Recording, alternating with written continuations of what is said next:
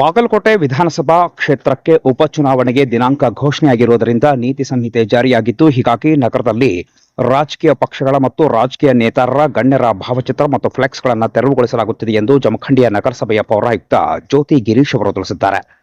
March 15ರ ಸಂಜೆ 6 ಗಂಟೆ ಸಂದರ್ಭದಲ್ಲಿ ಬಾಗಲಕೋಟೆ ಜಿಲ್ಲೆಯ ಜಮಖಂಡಿ ನಗರದಲ್ಲಿ ಮಾತನಾಡಿರುವ ಅವರು, ಜಮಖಂಡಿ ನಗರದ ವಿವಿಧ ಪ್ರದೇಶಗಳಲ್ಲಿ ಅಳವಡಿಸಿರುವ ಫ್ಲೆಕ್ಸ್, ಬ್ಯಾನರ್ಸ್ ಮತ್ತು ಇತರೆ ಜಾಹೀರಾತು ಫಲಕಗಳ ತೆರವು ಕಾರ್ಯಾಚರಣೆಯನ್ನ ನಡೆಸಿದ್ದು, ನಗರಸಭೆಗೆ ಸೂಚನೆ ಬಂದ ಹಿನ್ನೆಲೆಯಲ್ಲಿ ನಾವು ಕಾರ್ಯಪ್ರವೃತ್ತರಾಗಿದ್ದು, ಹೀಗಾಗಿ ಬ್ಯಾನರ್ ಮತ್ತು ಫ್ಲೆಕ್ಸ್ಗಳ ತೆರವು ಕಾರ್ಯಾಚರಣೆಯನ್ನು ನಡೆಸಿದ್ದೇವೆ ಅಂತ ತಿಳಿಸಿದ್ದಾರೆ. ಬರುವ ಏಪ್ರಿಲ್ 9ರಂದು ಬಾಗಲಕೋಟೆ ವಿಧಾನಸಭಾ ಕ್ಷೇತ್ರಕ್ಕೆ ಮತದಾನ ನಡೀತಾ ಇದ್ದು, ಅಲ್ಲಿವರೆಗೂ ನೀತಿ ಸಂಹಿತೆ ಜಾರಿ ಇರಲಿದ್ದು, ಹೀಗಾಗಿ ಸರ್ಕಾರ ಮತ್ತು ಇತರೆ ಯಾವುದೇ ರೀತಿಯ ಗಣ್ಯ ವ್ಯಕ್ತಿಗಳಿಗೆ ಸಂಬಂಧಿಸಿದ ಫ್ಲೆಕ್ಸ್, ಬ್ಯಾನರ್ಗಳ ತೆರವು ಕಾರ್ಯಾಚರಣೆ ನಡೀತಾ ಇದ್ದು, ಯಾವುದೇ ಕಾರ್ಯಕ್ರಮಗಳನ್ನು ನಡೆಸಬೇಕಾದರೂ ಕೂಡ ಮುಂಚಿತವಾಗಿ ಅನುಮತಿಯನ್ನ ಪಡೆಯಬೇಕು ಎಂದು ಅವರು ಹೇಳಿದ್ದಾರೆ. ಇನ್ನು ಈ ಸಂದರ್ಭದಲ್ಲಿ ಅವರು ಮಾತನಾಡಿದ್ದು ಹೀಗೆ. ನಮಸ್ತೆ. ಇಂದು ಕೇಂದ್ರ ಚುನಾವಣಾ ಆಯೋಗ ಬಾಗಲಕೋಟ್ ವಿಧಾನಸಭಾ ಕ್ಷೇತ್ರದ ಉಪಚುನಾವಣೆಯನ್ನು ಅನೌನ್ಸ್ಮೆಂಟ್ ಮಾಡಿದೆ.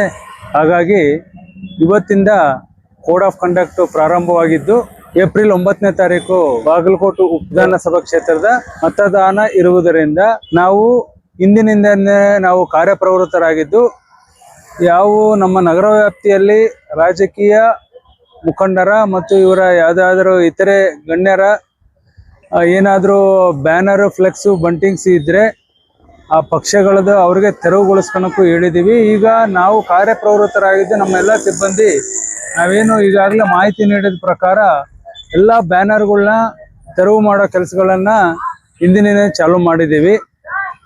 ಯಾರು ಕೂಡ ಗಣ್ಯರು ಮತ್ತು ರಾಜಕೀಯ ವ್ಯಕ್ತಿಗಳು ಈ ಉಪಚುನಾವಣೆ ಮುಗಿಯೋವರೆಗೂ ಯಾವುದೇ ಫ್ಲೆಕ್ಸು, ಬಂಟಿಂಗ್ಸು ಏನು ಕಟ್ಟಬಾರ್ದು.